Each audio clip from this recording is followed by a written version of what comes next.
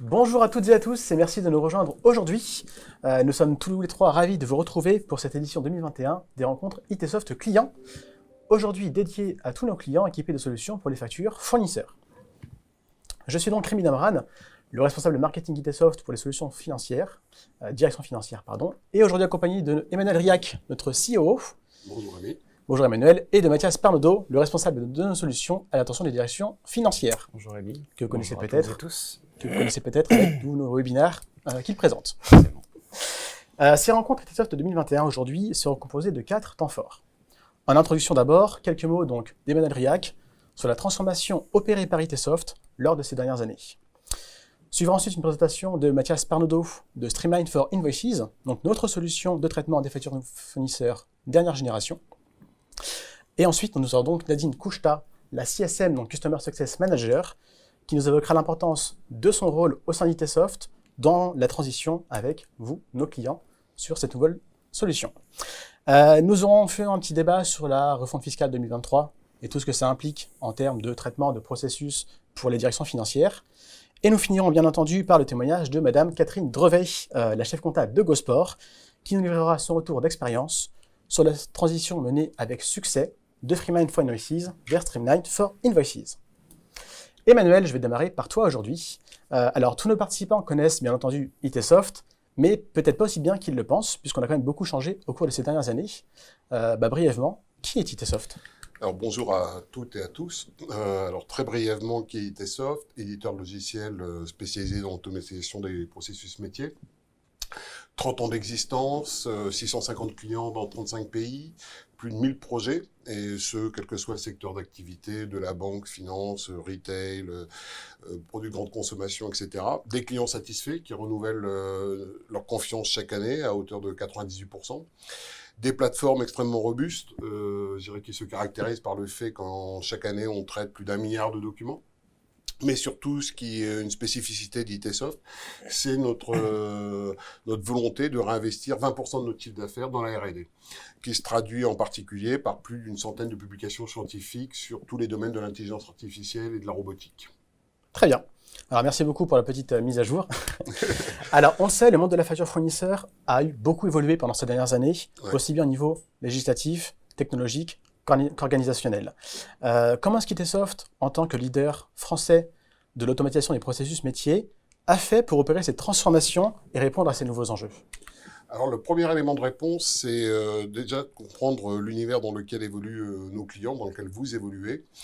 Premier élément, c'est la complexité. Depuis une dizaine d'années, on a vu se démultiplier le nombre de canaux d'échange entre vous et vos fournisseurs, vous et vos clients, mais aujourd'hui, on parle de la relation fournisseur. Démultiplication des canaux, il n'est pas rare de voir dans une entreprise parfois 5-6 canaux d'échange possibles, que ça soit le papier, le PDF, le mail, les portails B2B ou les portails d'État comme Chorus. Donc, grosse complexité à ce niveau-là. La deuxième chose, c'est la complexité au niveau du nombre d'intervenants sur les processus métiers. Sur les 10 dernières années, on voit qu'il y a à peu près, on a doublé le nombre d'intervenants entre celui qui va traiter un dossier, celui qui va le valider, le contrôler, l'approuver et le faire circuler dans l'entreprise, ce qui impose, sans automatisation, beaucoup plus de coûts, beaucoup plus de délais et une inefficacité.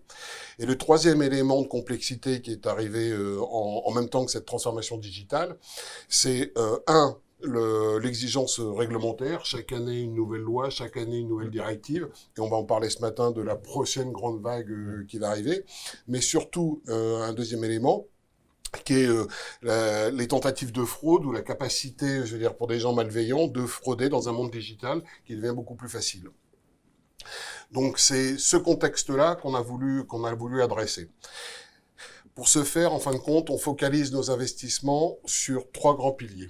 Le premier, c'est la capture d'informations. On prétend et on est les plus performants sur la capture documentaire, sur la capture de l'information, parce que c'est quelque part le nerf de la guerre, c'est le nerf de tout ce qui va se passer ensuite.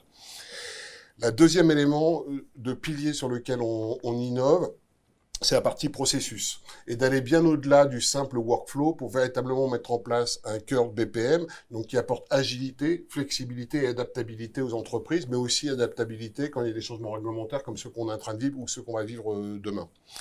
Et le troisième pilier d'investissement, c'est la détection des risques, et en particulier des risques de fraude, avec des technologies de rupture sur la capacité être en capacité de contrôler systématiquement tous les échanges, d'accord, et de le faire a priori, c'est-à-dire avant tout traitement et avant toute, on va dire, contamination. En parallèle de ces investissements, on s'est intéressé au concept du SaaS. On est allé bien au-delà de la démarche classique qui est de se dire le SaaS, c'est simplement un transfert de coûts de nos clients vers nous, qui apporte bien évidemment des avantages, mutualisation des infrastructures, mutualisation des services, donc forcément baisse des coûts d'exploitation de la solution, mais aussi dans cette mutualisation, c'est de regarder comment on était en capacité de créer des assets, quelque part, qui sont sources de performance. Ce qui est le cas d'un référentiel mutualisé, par exemple, d'optimisation des algorithmes, plutôt que d'avoir chaque client qui doit traiter ceci, cet algorithme, ceci, cet algorithme, cela, de le faire nous et d'arriver au plus haut niveau de performance parce que c'est notre métier, c'est notre expertise. Tout ça pour servir la vision que nous avons, qui est que la transformation digitale doit rendre les entreprises plus rapides, plus intelligentes et plus sûres. Très bien. Alors, comment est-ce qu'on a combiné du coup ces trois piliers et ces technologies intrinsèquement liées au SaaS? Comment est-ce qu'on les a déclinés chez IDsoft?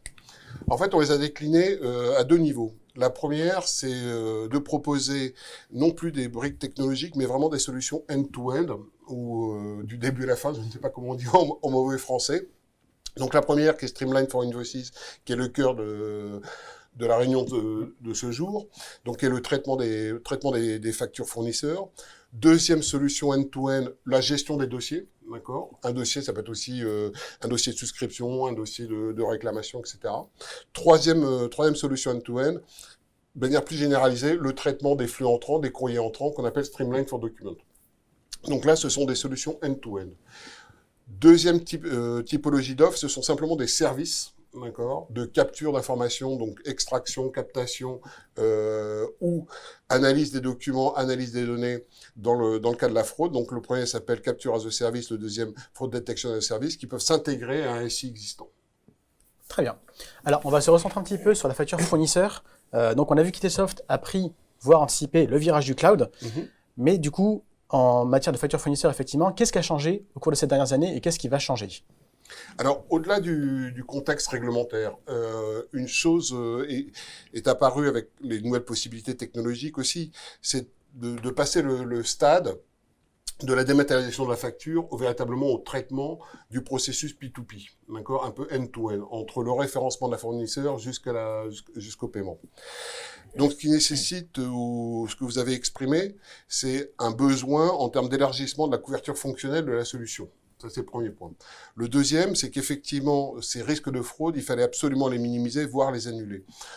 J'ai envie de dire que sur la problématique de la fraude, et je reviens sur ce que je disais tout à l'heure, le a priori systématique, il suffit malheureusement d'une tentative réussie pour endommager durablement une entreprise en termes de réputation ou même sur ses équilibres financiers. Et le troisième élément qu'on a vu, c'est que vos fonctions finances et comptables sont obligées de faire face à cette évolution de conformité en perpétuelle évolution. Et pour faire juste, avant de rentrer dans le cœur du sujet que va adresser Mathias tout à l'heure, un petit aperçu de ce qui nous attend. 2023, toutes les grandes entreprises françaises sont en obligation de recevoir et d'émettre des factures électroniques et de les échanger avec un portail d'État. 2024, ça va se généraliser à l'ensemble des ETI. Et en 2025, ça va généraliser à l'ensemble des entreprises françaises. Très bien. Donc, Emmanuel, en résumé, face à toutes ces évolutions réglementaires, organisationnelles, technologiques, très clairement, comment est-ce qu'IDsoft a réussi à retranscrire ses engagements et ses valeurs? Alors, on l'a retranscrit dans Streamline for Invoices, que vous allez voir dans un instant. Ça a été véritablement de repenser et de prendre le processus end-to-end. Donc, de fournir dans la solution, bien au-delà de ce que l'on faisait historiquement, de fournir toutes les fonctionnalités nécessaires pour onboarder ou référencer un fournisseur, le contrôler, vérifier qu'on n'a pas affaire à un faux fournisseur, etc., jusqu'à la captation ou la réception des factures, le traitement des factures, l'approbation des factures, le contrôle, la mise en paiement, etc., puis la mise à disposition de l'information pour les fournisseurs. Donc véritablement de couvrir 100%, et on estime, et on est même quasiment dans le feedback que l'on a, la solution la plus complète sur ce domaine-là, qui apporte en même temps ce contrôle continu contre la fraude tout au long des traitements. Parfait. Bah, merci beaucoup Emmanuel pour ce Merci petit résumé de Complexité Soft Merci à vous. et de création de Streamline for Invoices. Je te libère. Merci encore à toi. Merci. Mathias, maintenant je me tourne vers toi. Donc tu es responsable de nos solutions à l'attention des directions financières, donc de Streamline for Invoices. Est-ce que tu peux nous en parler un peu plus en détail et surtout de ce qui va la différencier de nos solutions historiques on-premises? Alors, avant même de parler de la solution, ce qu'il faut voir, c'est que pour faire une transition digitale telle que celle-là, Emmanuel l'a évoqué, on passe vraiment de la dématérialisation de factures au P2P, au procure-to-pay. Et pour ce type de projet, pour ce type de révolution digitale, il y a 3 leviers clés auxquels il faut penser. La première, c'est l'automatisation maximale. Il faut vraiment avoir cette automatisation en tête parce que c'est tout le but de cette chaîne digitale. La deuxième chose, c'est la forte adaptabilité des processus. Parce qu'on le voit, et Emmanuel l'a évoqué, des fortes révolutions réglementaires au fil des années depuis 2009. Donc il faut pouvoir évoluer sur le réglementaire, évoluer sur le contexte interne selon les fusions, les acquisitions et autres. Et le dernier point, c'est la sécurité des échanges. Et ça passe d'un côté par la gestion des risques et de la fraude, et de l'autre côté par les notions de conformité. Très bien. Pour répondre à ces 3 leviers clés, si on regarde un petit peu les différences de Streamline for Invoice, par rapport à ce que vous connaissiez sur Streamline for Invoice accompagné de Share, le premier point, c'est la nouvelle approche de la capture. On a complètement, dans cette solution, redesigné l'approche de la capture. Alors déjà, c'est beaucoup de travail sur nos innovations en continu, notamment sur la partie intelligence artificielle, algorithmes experts. On est passé à du deep learning, ce genre de technologies qui nous ont accompagnés sur les 10 dernières années à peu près, où on s'intéresse au SaaS et on met en place nos solutions SaaS, pour justement créer ces technologies de rupture qui permettent d'atteindre des automatisations, de l'automatisme, bien au-delà de ce qu'on faisait avant. Le deuxième point, c'est d'avoir renforcé, à travers les approches du SaaS, tous les mécanismes de mutualisation. Et là, c'est d'avoir mutualisé, par exemple, le référentiel fournisseur, puisqu'on le sait dans les entreprises, les référentiels fournisseurs ne sont pas toujours de grande qualité sur les informations qui nous permettraient de détecter le fournisseur. Donc, on a voulu faire une base fournisseur mutualisée avec un ensemble de données vérifiées dans lequel il y a plus d'1 million de fournisseurs et qui nous permet de le détecter à coup sûr pour en arriver au point suivant, qui est de dire que sur ce type de solution, Streamline for Invoices, vous ne faites plus l'apprentissage et vous ne faites plus le paramétrage de la solution. C'est assuré par ITsoft qui en fait l'exploitation et le service. Et c'est des experts de la LAD qui paramètrent et optimisent en continu cette lecture des fournisseurs et cette détection des fournisseurs. Et cet élément est mutualisé sur l'ensemble de nos clients. Le dernier point, puisqu'on parle de performance, c'est un monitoring proactif et individuel. L'idée ici est de dire que les équipes ITsoft font une supervision individuelle de chaque plateforme client pour s'assurer des performances continues. Alors, s'assurer du fonctionnement d'un côté, mais s'assurer surtout des performances. Tous ces concepts-là et cette nouvelle approche de la capture nous permet aujourd'hui, contrairement à ce que nous ne pouvions pas faire avant avec vous, de vous garantir un taux d'extraction minimum de 85%. Alors, c'est quelque chose de notable, nous sommes les seuls à le faire sur le marché, nous sommes les seuls à garantir un taux de performance. Sachant que ce taux de performance minimum de 85% est en fait, d'après nos statistiques justement de production, puisque nous faisons l'exploitation et le paramétrage, chez tous nos clients à 92% et plus. C'est un peu le témoignage de Rachel Finkenstein de Lidl, qui dit qu'en à peine 2 mois, elle est carrément passée à 95% de taux d'extraction, mais surtout, à un taux de 70% de no-touch. Ça veut dire 70% des factures qui rentrent dans la solution et qu'elle ne voit plus. Alors, ce taux de no-touch, je pense qu'il n'y a pas que la capture qui joue, il y a une grosse partie de processus derrière. En effet, la capture ne fait pas ça tout seul. Les algorithmes experts, justement, se déploient aussi bien pour extraire que pour traiter automatiquement le document. Et là, on parle plus du processus. Et sur le processus, de la même manière, on a créé un nouveau socle de processus derrière. Alors Emmanuel l'a un petit peu évoqué, on a intégré dans la solution un cœur Business Process Management, BPM. Alors qu'est-ce que ça vous apporte concrètement ce terme barbare? Eh bien ça amène de très très haute performance sur le traitement, mais surtout des fonctionnalités qui étaient absentes de l'ancienne offre, telles que de la validation en parallèle, telles que de la validation en masse, ou encore des consommations naturelles de la solution en smart, par exemple. Ça a aussi renforcé tous nos mécanismes de traçabilité pour fournir justement des pistes d'audit fiables entières et très paramétrables selon les volontés de l'entreprise. Et c'est là aussi on fait preuve d'une très très grande adaptabilité, autant bien sur le processus que sur la partie réglementaire grâce au processus. D'accord. La deuxième chose que ça nous a permis, justement, ce nouveau processus, c'est travailler aussi beaucoup sur l'ergonomie et la simplicité. Avant, vous aviez affaire à FreeMind for Invoice d'un côté, pour traiter l'enrichissement de la facture, puis à Share pour faire de l'imputation, et puis encore à Share pour faire de la validation. Là, on a regroupé au maximum les ateliers suivant les rôles des personnes. Et on a beaucoup travaillé sur l'ergonomie du comptable, pour dire qu'en un seul atelier, le comptable va pouvoir tout faire. Il va pouvoir imputer sa facture, traiter les problématiques métiers, traiter les retours de litige, traiter la partie imputation comptable. Donc un seul atelier pour tout faire et tout gérer, pour simplifier et accélérer ce processus. Le comptable est aussi accompagné d'un smart accounting. On parlait d'algorithme expert. Quand la solution n'est pas en capacité de faire le travail tout seul, et ça va arriver suivant les règles de gestion, la solution peut quand même éclairer le comptable sur les travaux qu'il a à produire ou les tâches qui sont posées problème.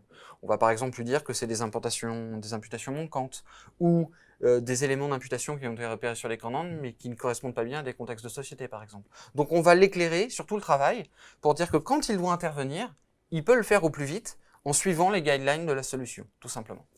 Le dernier point, c'est offrir des capacités de mesure et donc de parler d'un côté de pilotage et de l'autre côté d'analyse. La solution vient en standard avec des rapports métiers distribués, aujourd'hui on en a presque une quinzaine, une vingtaine, en gros, qui va permettre un côté de faire le suivi en temps réel, savoir où sont les factures, dans quel contexte elles sont, est-ce qu'on a des dépassements de paiements, ou est-ce qu'on est proche de dépasser ou autre, il y a vraiment énormément de rapports métiers. Et de l'autre, ce sont des rapports qui permettent de s'assurer du fonctionnement de l'entreprise et de la chaîne comptable. Dernier point, cet élément analytics est entièrement paramétrable. Les clients ont entièrement accès aux rapports, ils peuvent les modifier, ils peuvent en créer de nouveaux, et vous avez accès à l'ensemble des données pour vous permettre de personnaliser entièrement le contexte statistique de reporting. Alors, ce qu'il faut comprendre, c'est que la solution Streamline for Invoices n'est pas une nouvelle solution. On n'est pas dans un phénomène early adopter. C'est une solution qui tourne en production depuis plusieurs années. On a aujourd'hui 40 clients dessus et plus de 10 000 utilisateurs qui s'en servent. C'est pourquoi aujourd'hui, nous venons vers vous aussi en transition, parce qu'on est dans une solution stable, performante, pérenne, en production. Très bien. Alors, tu parlais plutôt de la sécurisation des échanges. Quel rôle ça va jouer là-dedans et à quel moment ça intervient? Alors, on parle ici en fait de la gestion des risques plus globalement. La gestion des risques, qui était absente de l'ancienne offre, donc présent en standard dans cette nouvelle offre, c'est le fait d'avoir des robots de détection en cloud qui vont systématiser les contrôles de deux manières. La première, c'est d'utiliser des technologies exclusives à IT Soft, telles que de la détection d'altermétrie. C'est le fait de voir si l'image a été maquillée d'une manière ou d'une autre, avec des logiciels de traitement d'image comme Photoshop par exemple. Et très souvent, ce qui va être modifié, il faut se le dire, vu que c'est de la fraude aux faux fournisseurs, c'est les domiciliations bancaires, très souvent. Ou si c'est des factures maquillées de toutes pièces, c'est peut-être en plus des données qui ne sont pas bonnes. Et ça, c'est la deuxième partie de ces robots de détection de la fraude, c'est d'utiliser aussi les données de la facture pour faire des vérifications à l'aide de services publics. Vérifier par exemple que le TVA intracommunautaire existe, que si ça nous remonte un fournisseur, c'est bien le nom du fournisseur qu'on trouve sur la facture. Croiser cette information avec le bloc adresse. Bref, c'est un ensemble de contrôles qui permettent de s'assurer que il n'y a pas de suspicion de fraude sur cette facture, où il y a des éléments qui sont contradictoires, qui font penser qu'il y a peut-être une fraude, pour pouvoir la remonter à un humain, ici un comptable, pour adresser le sujet, pouvoir faire les vérifications nécessaires sur cette facture. Et donc c'est systématique, et avant toute forme de paiement. La deuxième partie de la gestion des risques, c'est ce que j'évoquais, la deuxième phase de cette pièce du risque, c'est la conformité. Et là, nous avons énormément travaillé pour vous proposer, toujours en standard, toujours dans l'offre, tous les nouveaux contextes législatifs qu'on voit apparaître depuis 2009. On les transpose directement dans la solution. C'est par exemple la copie fiable, c'est l'archivage probant, c'est l'EDI fiscal que nous avons rajouté, et nous sommes, et on va en parler dans quelques instants, en train de travailler à la révolution fiscale de 2023 française, qu'on appelle mondialement le clearance. Le dernier point, c'est aussi renforcer toute cette sécurité et tous ces risques à travers quelque chose qui est en fait stratégique dans l'entreprise. C'est la gestion de la relation fournisseur. On le voit bien, tous ces phénomènes digitaux renforcent de plus en plus la position qu'il faut digitaliser en fait la relation fournisseur.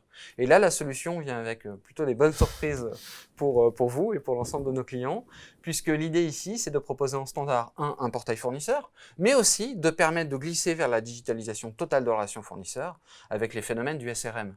Donc, c'est pouvoir, par exemple, gérer tout son contexte de référence fournisseur avec le fait de capter automatiquement et de vérifier automatiquement tous les documents légaux nécessaires pour respecter le devoir de vigilance, mais aussi de pouvoir gérer la relation dans le long terme avec le fournisseur à travers des phénomènes digitaux.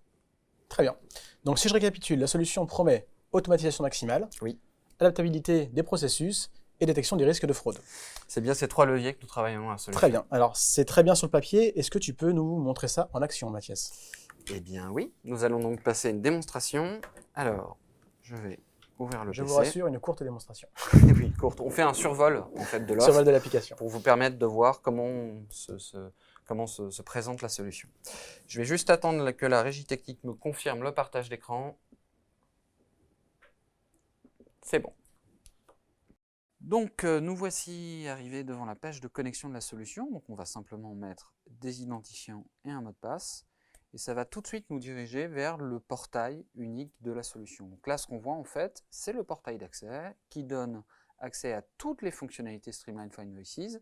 Bien sûr, les différentes briques sont accessibles ou non, tout simplement selon vos droits, selon qui vous êtes. Dans mon cas, j'ai accès à peu près à tous les éléments et toutes les fonctionnalités de la solution. Pour faire ce tour d'horizon de Streamline for Invoices, première chose qu'on va faire, c'est tout simplement aller faire l'acquisition de factures, donc aller capturer des factures. Quand je clique sur ma fonction d'acquisition, ça va tout de suite m'ouvrir le tableau de bord de capture. Ici, on me résume les informations qui sont liées au lot que j'ai déjà capturé et digitalisé. Bref, je peux voir ici l'ensemble de mes lots pour savoir s'ils sont terminés ou non. Je peux même accéder à toutes les captures automatiques telles que l'email ou autres. Et je peux voir aussi, selon mes droits, les différentes captures de mes collègues. Sont représentés en haut les différents flux de capture qui permettent de créer des configurations. Ça peut être où est-ce que je peux récupérer des informations, est-ce que c'est sur un scanner, est-ce que c'est sur un répertoire partagé, ou est-ce que c'est sur un email. Bref, je peux dissocier les flux selon les besoins de paramétrage des utilisateurs. Dans mon cas, je vais aller sur le flux standard. Donc, si jamais je clique sur ce petit flux-là, je vais avoir accès à l'interface de capture à proprement dite. Ici, tout de suite, on voit en rouge les différents éléments qui sont les éléments en fait sur lesquels je vais devoir faire de la capture. Donc là, on me donne les informations qui sont liées à mes factures, on me demande de me donner la société, la date de réception et le type de structure que je veux employer. Donc assez simplement, je vais aller définir ma société, je vais définir une date de réception et je vais laisser la structure par défaut s'appliquer. À partir de ce moment-là, j'ai rempli les champs minimums qui m'ont été demandés par la solution et bien sûr cet élément ce paramètre. Je vais maintenant pouvoir aller récupérer mes factures. Dans mon cas, j'ai accès ici à un répertoire local et je veux dématérialiser des factures qui sont arrivées en PDF. Donc là, c'est ce que j'ai devant les yeux, ce fameux répertoire où j'ai mes 3 factures PDF. Alors, je pourrais cliquer dessus indépendamment, mais moi, ce que je veux faire, c'est toutes les récupérer, donc je vais toutes les sélectionner et je vais aller tout simplement valider ma sélection. À partir de ce moment-là, la solution fait une structuration. Là, elle m'indique qu'elle a eu 3 éléments capturés et traité 3 éléments et qu'elle a repéré 3 factures. C'est ce que je vois ici, représenté dans mon interface. Je peux donc, dès à présent, décider d'envoyer mon lot en extraction de données ou peut-être rajouter des factures à partir d'une autre source ou de la même source. Dans mon cas, j'ai fini avec mon lot, je vais simplement l'envoyer. Donc on voit ici mon lot qui a été créé, qui est déjà en activité d'export, qui a déjà terminé, ça veut dire que l'extraction a déjà commencé. Je vais donc retourner sur mon portail de connexion unique et on va basculer dans le deuxième temps de cette démonstration. Ici, l'idée, c'est de suivre ces différentes factures et d'aller, comme un comptable, sur la partie facture et achat. Quand je clique sur cette fonctionnalité, j'ai accès ici au tableau de bord qui est destiné au comptable. Donc on lui montre le nombre de tâches qu'il a réalisées, est-ce qu'il y a des demandes d'informations, est-ce qu'il y a des litiges ou des factures en rejet, ou est-ce qu'il y a des factures à suivre qui ont été placées. On a, dans le menu gauche ici, des raccourcis rapides vers différentes fonctionnalités. Les 2 principales que vous allez utiliser sont les suivantes. La première, la corbeille des tâches, qui permet de voir les factures qui ont été positionnées chez le comptable pour traitement. Donc là, on voit qu'il y a déjà 2 factures qui sont arrivées. De l'autre côté, la petite loupe qui permet d'aller directement vers la recherche de factures. Donc là, ce qu'on voit ici, c'est les différentes factures auxquelles j'ai accès. Alors, je peux faire des filtres à travers ce petit bouton-là. Bien sûr, les factures qui sont visibles ici sont celles qui sont liées à mes droits. Ce qu'on va faire, c'est qu'on va regarder différentes factures qui sont déjà exportées et on va s'intéresser à cette facture de Dell. Donc, quand je rouvre une facture en consultation, j'ai ici le formulaire de consultation qui s'affiche, j'ai accès à l'ensemble des données de la facture. Alors tout ça est validé dans différents petits onglets qu'on voit tout en haut. Le premier onglet qui est le plus intéressant pour nous, c'est le détail de facture. Donc ici, j'ai toutes les informations qui sont liées à l'entête et au pied de facture, et tout en bas, toute la partie ligne de facture avec les imputations comptables et tout ce qui va avec. Cette facture est une facture avec commande de la société Dell, et en fait, elle a été traitée entièrement automatiquement. Je n'ai pas eu d'intervention à faire dessus depuis que j'en ai fait l'acquisition. On a d'ailleurs, à droite, l'historique de traitement et la piste d'audit fiable, qui va agréger en fait toutes les informations ainsi que toutes les actions qui ont été faites sur la facture, que ce soit des tâches automatiques ou des tâches manuelles. Si on regarde ici les petites icônes, on s'aperçoit qu'il n'y a eu que de l'automatisme. On sait qui en a fait l'acquisition et on sait déjà que c'est un automate de capture, c'est une capture email, c'est une facture qui est rentrée automatiquement dans le système. Elle a été extraite automatiquement, les rapprochements automatiques de commandes se sont faits tout seuls, tout était équilibré, elle est donc directement partie en export dans le produit comptable sans intervention humaine. Le deuxième petit onglet ici me permet d'accéder au visuel de la facture, donc ça c'est son image ou son PDF. Le troisième onglet est ce fameux contrôle de fraude. Ici, en fait, on a un rapport de fraude qui peut me mettre en avant certaines suspicions de fraude. Selon mes règles de gestion, si jamais la suspicion est assez forte, la facture va s'arrêter chez le comptable pour qu'il puisse effectuer différentes vérifications. Donc ici, on voit un retour justement de fraude. Donc il n'y a pas eu de problème sur la facture. La partie adresse, il y a quelque chose qui ne va pas, mais la solution s'est aperçue que c'était une problématique de lecture du bloc entier d'adresse. Il n'y a pas de problème sur la partie RIB ou la cohérence de données. Il n'y a eu qu'une erreur sur la partie société ou organisation, mais c'est plus lié à mon contexte organisationnel.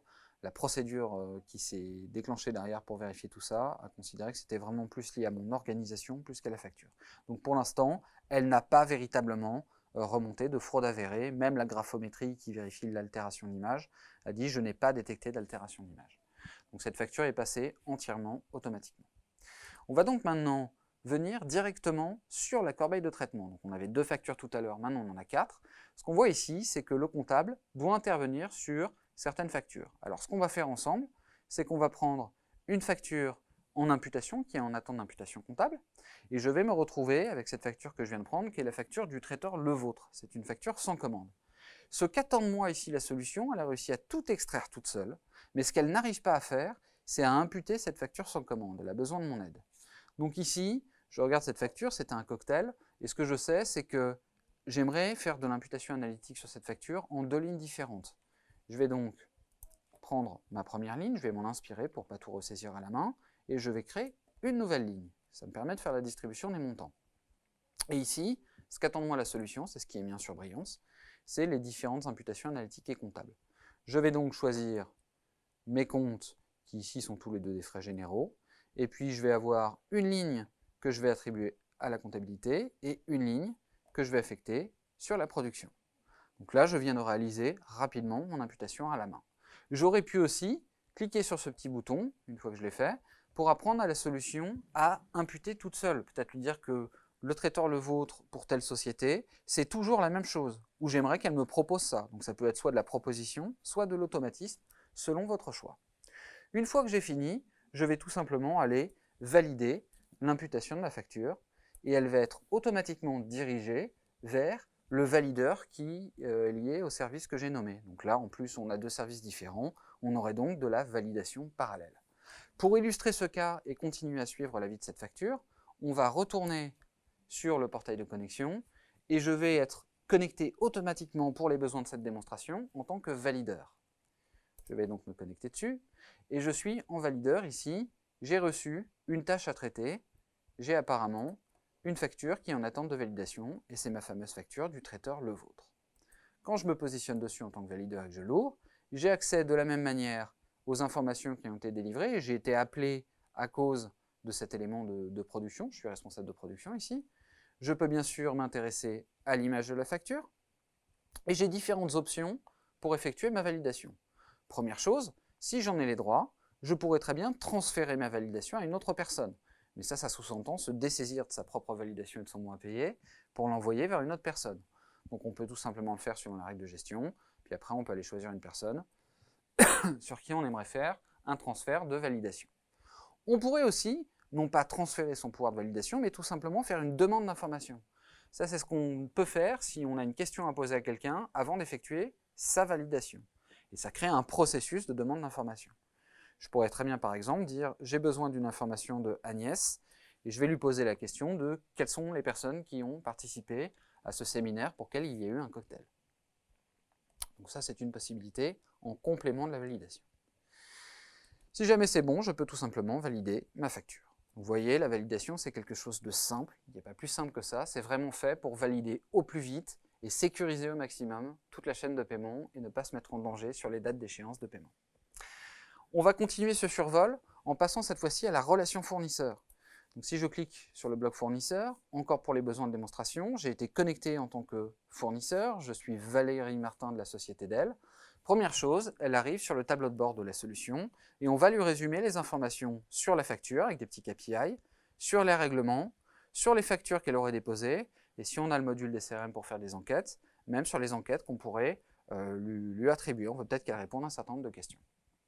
Pour voir un petit peu les fonctionnalités, première chose, je vais aller sur la partie facture. Là, je pourrais cliquer en haut dans les KPI. Là, je vais cliquer sur mon petit KPI et je vais directement me retrouver dans la partie facture. On lui présente ici, selon sa société et ses droits, est-ce que vous aurez paramétré, là, elle accède directement au visuel de ses factures. L'idée de ce portail, on le rappelle, c'est de communiquer aux fournisseurs quand on a reçu des factures et quels sont les statuts de paiement. Donc déjà, sont représentés ici en vert toutes les factures sur lesquelles un paiement a déjà été proposé et effectué. Si elle clique sur une facture, elle obtient directement un visuel de la facture qu'on a ici, mais aussi toute la timeline de paiement. Donc là, elle a toutes les dates pour savoir quand est-ce que ça a été payé, quand est-ce qu'on l'a traité et autres. Ça leur donne vraiment toutes les informations de paiement. Les fournisseurs ont aussi accès à travers ce petit bouton à d'autres zones. Ils peuvent regarder si on leur a posé les messages. Donc là, c'est une facture plutôt ancienne. À l'époque, on avait eu des problèmes et le litige a été levé. Quand on a des litiges, on peut leur véhiculer, par exemple, de l'information dedans. On pourrait aussi leur donner accès à la partie de documents légaux, par exemple. Si je reviens sur ma partie facture, j'ai aussi la possibilité d'aller effectuer des filtres. Donc si je clique sur la zone de filtre, je pourrais chercher avec plein de champs. Donc là, ici, on voit les champs par défaut, les échéances, les sociétés, les clients, les types, les statuts, les devises.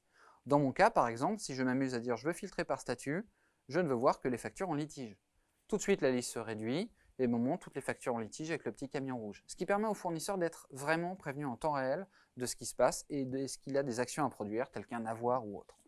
Il pourrait aussi très bien dire je veux rajouter un deuxième statut qui est payé. Donc, comme on voit ici, il y a plusieurs possibilités pour aller faire des filtres et chercher toutes sortes de factures pour le fournisseur. Ici, on va aller maintenant à la zone suivante qui est la zone de règlement. Le but ici, c'est de leur donner de l'information sur leur règlement de facture et particulièrement le regroupement des règlements. Ce qu'on a ici, en visuel, c'est des virements qui ont été effectués, voire des lettres chèques qui ont été produites ou des traites. Donc là, on lui communique toutes ces informations et pour chacun de ces paiements, donc là, si par exemple je prends les règlements qui sont liés au virement d'Acme Asia, je vais lui donner la liste de quand est-ce que ça a été mis en paiement et quand est-ce que ça a été payé, ainsi que la liste de toutes ces factures qui contribuent à ce paiement. Donc ça lui permet vraiment d'avoir de la visibilité totale sur la partie paiement. On va aller maintenant dans le dépôt des factures. Ici, la fonctionnalité est de permettre au fournisseur de poser directement ses factures en ligne. Alors c'est une fonction très simplifiée, ça lui permet d'écrire quelques informations et de poser sa facture PDF. Le but, c'est de lui faire faire de l'acquisition à votre place. Alors après, il n'est pas obligé de se prêter à ce jeu, mais très souvent, ce qu'on constate, c'est que quand ils viennent chercher de l'information, s'ils ont quelques factures à remettre, ils le font directement à travers le portail, ce qui vous économise vous du temps, lui évite de faire un email ou d'envoyer ça par la poste. Bref, ça sécurise tout le monde et ça améliore la relation. Donc voici un survol de la fonctionnalité de portail. On va maintenant aller dans le dernier temps de cette démonstration en survol, qui est la fonction de rapport. Donc là, quand on clique sur la partie reporting, on a accès à l'ensemble des rapports qui sont proposés par défaut par la solution. 2 rapports représentés dans cette démonstration. Le tout premier qui est le tableau de bord, qui permet au comptable d'avoir en temps réel un suivi de l'activité sur les factures en cours, les factures reçues et autres, ainsi que la liste des informations. Alors bien sûr, on peut sélectionner des dates pour ne pas être débordé d'informations, mais le but est vraiment d'avoir un suivi en temps réel. Et à travers le petit menu en haut, on peut accéder à tous les autres rapports selon ses droits. Donc là, ici, le deuxième, c'est par exemple toute la partie volumétrie de facture. Bien sûr, on peut procéder à des filtres sur ces différents éléments pour aller restreindre les différents éléments et avoir une autre vision de la statistique.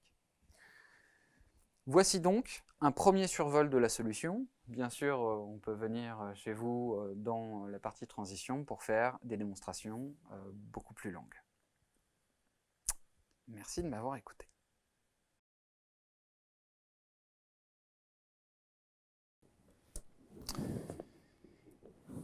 Bien, donc voilà merci. pour ce premier survol. Merci Mathias, effectivement, comme tu dis, pour ce survol de la solution, sachant qu'on a vu certaines fonctionnalités, mais pas toutes. Est-ce que tu as un petit présentation de tout ce que peut offrir Streamline for Invoices en termes de fonctions? Alors, pour vous permettre de comprendre la solution et qu'elle permette au cours, on vient de faire ce survol qui vous donne déjà un premier aperçu, mais pour matérialiser ça de manière plus concrète, on a préparé un petit tableau justement qui permet de voir les différentes couvertures des solutions.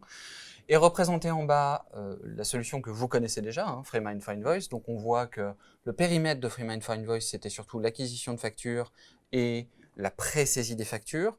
Pour ceux qui possèdent IT Softshare, c'est dans cette solution qu'on pouvait faire toute la partie imputation comptable et analytique, toute la partie validation et la partie stockage. On voit bien que ce périmètre d'à peu près 5 cases représentées dans le tableau, c'était de la dématérialisation de factures. Si vous regardez la ligne du dessus, Streamline for Invoices, on voit tout d'un coup que l'offre s'étend sur l'ensemble du périmètre Procure to Pay. Donc ça va du référencement fournisseur, en passant par tout le module de commande de frais généraux et non stratégiques. Donc on va avoir toute la prise de commande, tout l'envoi des commandes, la réception des biens et des services. On va avoir, et c'est représenté par ce petit bouclier, dans la partie traitement des factures, la gestion de fraude qui s'inscrit directement dans l'acquisition de factures. Comme on l'a dit, on couvre le lettrage des factures, le constat de charge par défaut, la validation. On a aussi le module d'archivage qui vient avec une couverture qui est bien au-delà de celle qui existait dans Freemind for Invoices, puisqu'on va couvrir tout ce qui est conformité à la copie fiable, à l'archivage probant et à toutes ces réglementations qui sont apparues dans les dernières années. On va avoir le module de statistiques qui était complètement absent de l'ancienne offre. Et enfin, toute la partie portail fournisseur d'un côté, qui vient dans le standard, ou toute la partie Supplier Relationship Management. Donc on voit vraiment que c'est une couverture totale de l'offre. On a aussi la possibilité de souscrire à Streamline for Invoices dans une édition qu'on appelle la Data Edition et qui permet de commencer à transitionner vers Streamline for Invoices en recouvrant à peu près le périmètre qu'on avait dans les solutions que vous utilisez aujourd'hui. Donc on voit que à cet endroit-là, la Data Edition permet de recouvrir tout ce qui est acquisition, pré-saisie des factures, mais donne cependant des bénéfices supplémentaires puisqu'on a la protection contre la fraude qui vient nativement, toute la partie réglementaire sur copie fiable, archivage probant, ED fiscal qui vient aussi dans la solution, et la partie Analytics qui vient aussi en supplément. Donc même dans son édition Data, qui est faite pour commencer à faire cette transition, on a déjà des bénéfices et des fonctions supplémentaires qui apparaissent. Très bien. Et donc, dans le cadre de notre démarche Cloud/Software as a Service, quelles sont les prochaines évolutions par la solution? Quelle visibilité on peut donner à nos clients? Donc là, plutôt qu'une roadmap de features, comme les sociétés le font très souvent, et de vous donner un micro-détail de ce qui va se passer, là, c'est vous montrer une véritable vision de stratégie de la solution et de voir où est-ce qu'elle se projette à peu près à 3 ans. On a résumé ça ici en 3 axes. Le premier, c'est l'axe de la refonte fiscale de 2023 en France. Donc, on projette la solution dès à présent dans cette refonte fiscale à travers cette plateforme du législateur qui sera Chorus Pro B2B comme on l'appelle ou Chorus Pro 2023. C'est donc la création de toute la partie connectique avec Chorus sur les contextes qu'on va expliquer après. Alors, c'est aussi les nouveaux services fournisseurs puisque cette refonte fiscale pousse encore plus loin l'axe de la relation fournisseur. Donc, on imagine de nouveaux services pour échanger avec le fournisseur à travers cette refonte fiscale. C'est aussi réfléchir de notre côté à la transition vers la facture client et donc l'émission de la facture client, mais aussi à la certification de plateforme par rapport à cette refonte fiscale, puisqu'il est évoqué de pouvoir faire des plateformes privées ou des plateformes privées certifiées. Et c'est quelque chose auquel nous nous intéressons. Les 3 autres axes restants pour ces 3 prochaines années, c'est toute la partie internationalisation de la solution. Vous le savez, nous accompagnons nos clients à l'international. On a accompagné certains d'entre vous avec la solution Freemind for Invoices et Share, mais pour beaucoup, cet accompagnement, c'était pour servir les besoins des CSP internationaux qui en fait couvraient la réception de factures françaises. Là, l'idée, c'est de pousser l'offre plus loin et de permettre à nos clients de vraiment couvrir les besoins de filiales internationales pour des besoins internationaux. Et pour ce faire, nous travaillons sur plusieurs points dans la solution. La première, et on le verra, c'est la couverture de langage de la solution, mais c'est aussi accompagner nos clients d'abord en Union européenne, en intégrant au fur et à mesure toutes les notions de fiscalité nécessaires à la couverture en Union européenne, et puis au fur et à mesure, étendre ce périmètre vers le rest of the world, le reste du monde, et d'intégrer les différents éléments fiscaux des différents pays du monde. Alors c'est quelque chose qu'on fait déjà, puisqu'on parlait de refonte fiscale tout à l'heure. On intègre par exemple déjà le clearance de l'Italie Et de la pour Turquie. l'Union européenne et de la Turquie effectivement pour de l'extra-européen. Le troisième point, c'est la capture intelligente. Encore une fois, on parlait d'automatisation maximale. On continue dans cet axe-là et là l'idée c'est de se dire plus ça va et plus on s'aperçoit que les différents canaux de réception ne vont pas délivrer la totalité de la donnée. On va peut-être aller de plus en plus vers un seul canal en France qui sera le clearance ou la refonte fiscale. Cependant, on s'aperçoit que la donnée ne sera pas toujours au même endroit. Il y en a un peu dans les fichiers, un peu dans l'image. Et donc, c'est créer des fonctions qui simplifient encore plus la vie du comptable et qui permet de récupérer encore plus d'informations en prenant une partie de la donnée là où elle se trouve dans les fichiers, une autre partie en la travaillant sur l'image si elle existe, en allant chercher en complément dans le référentiel, bref, en collectant à travers toutes les sources de données les informations que nous pouvons agréger sur la facture pour pousser encore plus loin le taux de no-touch.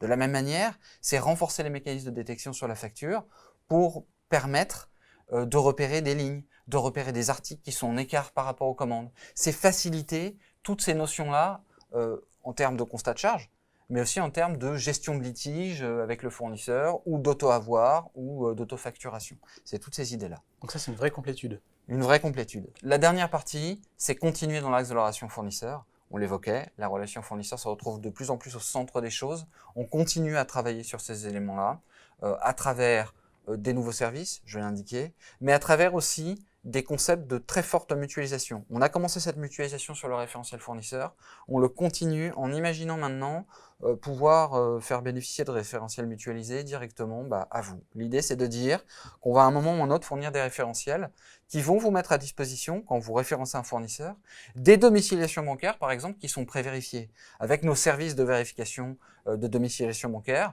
pour pouvoir nommer des domiciliations bancaires certifiées pour certains fournisseurs, ce qui évite de devoir faire des contrôles en fait sur le devoir de vigilance. Donc on pousse ces notions de plus en plus loin. Ok, très bien. Alors, Mathias, merci pour la petite vision à 3 ans de la solution Streamline for Invoices. Je voudrais revenir sur quelque chose qu'a dit Emmanuel Riac un peu plus tôt, c'est qu'en fait, le cloud apporte des bénéfices intrinsèques dès maintenant. Oui, alors effectivement, il y a deux grandes approches dans le cloud qui donnent tout de suite des bénéfices intrinsèques.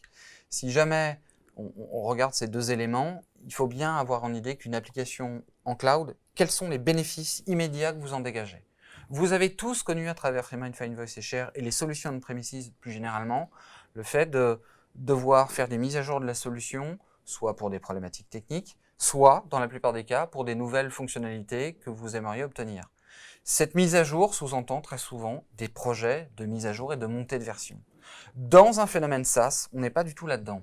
On délivre des fonctionnalités au fur et à mesure qu'elles apparaissent et qu'elles sont disponibles. Et on met à jour nous-mêmes les plateformes clients en continu selon les volontés et les nécessités. Pour exemple, sur les dernières évolutions, puisqu'il y a des évolutions fréquentes, on a délivré tout ce qui est mécanisme de mémorisation et imputation automatique, qui permet au comptable de se libérer des imputations de factures sans commande. On a délivré les nouvelles capacités sur les langues utilisateurs, et on peut maintenant traduire à besoin et à la demande très rapidement la solution dans n'importe quelle langue.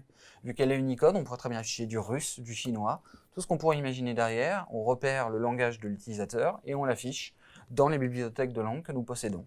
C'est aussi simple que ça. C'est aussi avoir fait le portail unifié. Vous l'avez vu dans la démonstration, nous avons refondu l'interface pour avoir un portail d'accès unique qui donne accès aux principales fonctionnalités de la solution. Et enfin, nous rajoutons plusieurs fois par an des rapports métiers développés pour vous en standard. Ces derniers temps, on en a rajouté 6 par exemple. Donc on est vraiment dans un phénomène d'évolution fréquente. La deuxième partie et le deuxième axe de l'approche SaaS, c'est la notion de service. Contrairement à ce que vous viviez dans une approche on-premises, où vous faites votre propre service en termes d'exploitation, en termes d'optimisation. Nous, on vous fournit le service support et on vous fournit le service projet sur la partie demande d'évolution. Et bien dans le SaaS, ce n'est pas du tout la même chose. L'idée là, c'est d'avoir du service permanent et continu, selon 3 éléments. Le premier service, c'est l'exploitation. C'est ITsoft qui fait l'exploitation et la gestion de la structure informatique. Vous ne la gérez plus, elle n'est plus chez vous. Nous la prenons en charge de A à Z. La deuxième partie, et je l'ai déjà évoqué, c'est tout ce qui va être optimisation et paramétrage de la solution. C'est ITsoft qui vous fournit en permanence le service d'optimisation. Et vous le savez pour avoir utilisé des solutions on-premises, cette charge n'est pas neutre. Nombreuses sociétés qui nous écoutent ont carrément un profil dédié à l'optimisation. Et bien là, c'est un service qui vient avec l'abonnement et c'est nous qui nous occupons de tout ça. Le troisième service que vous ne connaissez pas, c'est la notion de suivi Customer Success Management. C'est de mettre un service à disposition, des personnes à votre disposition pour vous écouter sur vos besoins d'évolution, pour faire le suivi de vos opérations dans le long. Donc ça, c'est quelque chose dont on va parler puisque c'est nouveau pour vous. Tout à fait. Et d'ailleurs, pour explorer l'importance de ce rôle et de ce pôle Customer Success Management chez ITsoft, nous accueillons sur le plateau Nadine Coucheta. Bonjour Nadine. Bonjour messieurs. Alors, donc, tu fais partie du pôle chez ITsoft, ce qu'on appelle CSM, donc pour Customer Success Management. Concrètement, qu'est-ce que fait un CSM chez ITsoft et surtout, en quoi c'est un rôle qui va être primordial pour nos clients? Alors, ce qu'il faut effectivement souligner, ce que disait Mathias, c'est qu'il y a eu clairement un changement de paradigme entre les solutions que vous connaissez aujourd'hui et l'avènement du SaaS où vous reposez, tout repose sur un service et un abonnement. Et c'est ce qui a fait naître très clairement la fonction de Customer Success Manager. Donc aujourd'hui, que fait un Customer Success Manager chez ITsoft? Alors, aujourd'hui, le Customer Success Manager est le point de contact unique de nos clients et ce, dès la signature du contrat. Le Customer Success Manager assure un service personnalisé et vous accompagne pendant toute la durée de vie de ce contrat en nous assurant d'une part de respecter et les engagements contractuels et surtout de vous accompagner dans l'adoption de nos solutions afin de maximiser la valeur que vous allez en retirer. Donc, et pour ce faire, nous pilotons et coordonnons absolument toutes les activités avec vos équipes internes, qu'elles soient techniques et fonctionnelles. Nous organisons des réunions de suivi, nous gérons les SLA et vérifions les SLA et nous faisons intervenir nos équipes afin de vous garantir un service optimal. Votre satisfaction repose sur l'adoption et sur l'optimisation des usages. Et c'est la raison pour laquelle nous travaillons ensemble afin d'identifier les axes d'amélioration de l'utilisation des solutions, typiquement de diffuser les bonnes pratiques et de faire des préconisations visant à augmenter l'automatisation de processus liés à la facture. Enfin, il est important pour faire évoluer nos produits et nos services d'avoir vos feedbacks, typiquement vos demandes d'évolution, les cas d'usage, dans un processus qui est complètement itératif avec nos différents services de type la R&D, le marketing, le pôle innovation, etc. Vous présentez les nouvelles fonctionnalités et surtout également de partager les expériences de nos autres clients. Très bien. Et donc, dans le cadre d'une transition vers Streamline for Invoices, à quel moment est-ce que le pôle CSM intervient? Comment se passe, on va dire, la relation au jour le jour entre toi et nos clients? Alors, aujourd'hui, c'est très simple. À partir du moment où l'équipe commerciale a contractualisé le contrat, il va y avoir une réunion des différents intervenants sur le compte, que ce soit l'équipe avant-vente, l'équipe commerciale, l'équipe delivery, et l'objectif est de discuter, de parler ensemble afin de définir le meilleur mode opératoire pour déployer la solution et d'assurer un service optimal. Donc, évidemment, le commercial va être le garant de la relation, puisque vous pouvez avoir des besoins d'évolution, le désir de créer une nouvelle filiale, etc. Et là, il reste à ce titre-là votre interlocuteur. Mais sinon, à partir de la signature du contrat, et ce pendant toute la durée de vie de ce contrat, le Customer Success Manager va se coordonner avec les différentes équipes, que ce soit l'équipe projet, l'équipe support, afin de vous assurer un maximum de services. Donc, et ce, jusqu'à la fin du contrat. Très bien. Voilà. Donc, le rôle du CSM, en gros, c'est de maximiser la valeur de l'investissement de nos clients sur toute la durée de vie. Exactement. Nous sommes le chef d'orchestre, on fait la liaison entre les différentes équipes et notre objectif commun, c'est de maximiser le retour sur investissement que vous allez tirer de nos solutions, vous permettre d'automatiser au maximum vos processus liés à la facture et surtout vous fidéliser pour que vous ayez envie de continuer à travailler avec nous. Très bien. Nadine, merci beaucoup pour cette présentation du rôle de CSM qui, encore une fois, je le rappelle, est inédit chez IT-Soft. Crucial. Crucial, et en plus crucial, tout à fait. Crucial. Merci beaucoup à toi. Merci Nadine. Alors justement, Mathias, on parlait de transition.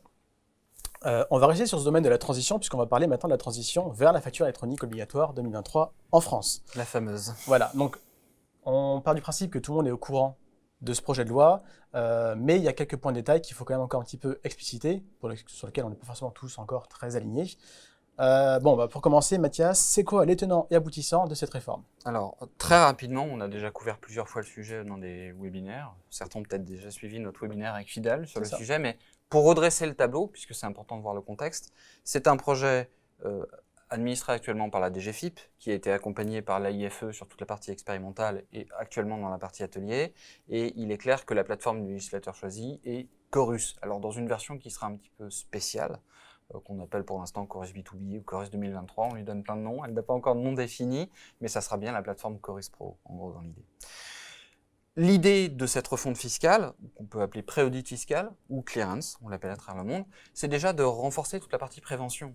L'idée ici du législateur, c'est de se prémunir de ce TVA gap, de cette TVA qui n'est pas collectée, qui représente des sommes assez conséquentes. C'est pas... Plusieurs milliards d'euros en France.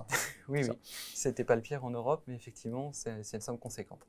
C'est aussi de proposer de l'amélioration de la compétitivité pour les entreprises. En gros, c'est simplifier toute la partie échange de factures. C'est aussi avoir une meilleure connaissance de la conjecture pour le législateur, notamment la DGCCRF, qui essaye de simplifier son travail sur la vérification de certaines règles et du respect de LME, par exemple, et donc de faciliter la vérification des paiements en temps et en heure. Enfin, c'est diminuer le coût des déclaratifs de TVA, tous ces éléments-là coûtent cher d'un côté aux entreprises et de l'autre côté à l'État. Et ce projet de refonte fiscale réduit globalement le coût des déclarations. Très bien. Donc ça, c'est l'essence même. Après, si on regarde la découpe de ce projet de refonte fiscale, c'est un projet digital, c'est une digitalisation de la fonction fiscale française, il faut bien s'en rendre compte. Elle est sur deux éléments que vous allez tous devoir, nous comme vous d'ailleurs, devoir transférer à l'État. D'un côté, ce qu'on appelle le e-invoicing, où en gros, c'est délivrer les factures fournisseurs au jour le jour. Donc le fournisseur doit communiquer sa facture sur la plateforme du législateur. Le législateur fait la vérification de la facture, la met à disposition du client qui doit la récupérer sur la plateforme du législateur. Et en contresens, le client va devoir envoyer les statuts de paiement sur la plateforme du législateur. C'est là que la DGCCRF collecte cet élément pour qu'elle soit renvoyée au fournisseur. Donc on voit bien qu'il y a un mécanisme comme ça de transfert entre les deux parties à travers cette plateforme du législateur. Ça, c'est l'e-invoicing. De l'autre côté, on a ce fameux e-reporting dont vous avez peut-être déjà entendu parler et qui couvre pour le coup 3 grands cas. Le premier, ce sont les factures dites non domestiques. Ça veut dire toutes les factures qu'on a reçues de fournisseurs internationaux. Ces fournisseurs internationaux ne vont pas aller poser leurs factures sur la plateforme du législateur. C'est réservé aux fournisseurs français pour des clients français, en gros. Et bien là, cette facture, quand le client va la recevoir, il va devoir la communiquer dans un fichier un peu particulier qu'on appelle le e-reporting. C'est lui qui communique la facture à la plateforme du législateur qui va faire ses vérifications de TVA. Il y a peut-être de la collecte de TVA sur ces éléments-là. Les deux autres cas, c'est tout ce qui est facturation à un client. C'est par exemple, je suis une boîte de BTP, et là, je fais une prestation de service pour un client privé, je refais un mur dans son appartement. Eh bien, je vais lui faire une facture pour un particulier, c'est ça. Et cette facture n'est pas communiquée par le fournisseur parce que le client ne va pas aller chercher sur la plateforme législateur, c'est un particulier, ce n'est pas un acteur professionnel. Donc, c'est une facture à communiquer par le e-reporting. Le troisième cas, c'est les tickets Z de magasin. Le e-reporting, on doit communiquer en gros la somme des tickets Z journaliers en termes de nombre d'opérations et montant. En gros. Mais on attend des précisions sur cette partie-là. Mais c'est ces deux grands axes qui sont à utiliser sur la plateforme législateur. Très bien. Donc nous, Itesoft, forcément, on est impacté également par cette réforme. Comment est-ce qu'on s'inscrit dans cette démarche? Alors, plus que impacté, en fait, on s'y inscrit, et on s'y inscrit pleinement. Pourquoi? Parce que nous avons été retenus pour faire partie des experts dans les ateliers de la DGFiP, parmi d'autres, mais nous sommes dans les ateliers de la DGFiP pour communiquer notre expertise, donner notre point de vue, regarder ce qui se fait. Alors, ça nous permet d'anticiper un certain nombre de phénomènes qui sont liés à cette refonte fiscale de 2023, et nous nous engageons déjà, en fait, dans les travaux qui permettent de rendre entièrement compatible la solution avec cette refonte fiscale. Depuis mai, nous sommes en train d'intégrer le connecteur de Chorus Pro et nous attendons en fait les spécifications finalisées de la DGFiP. Alors, il y aura une livraison de préspécification en juillet et puis une spécification définitive fin septembre.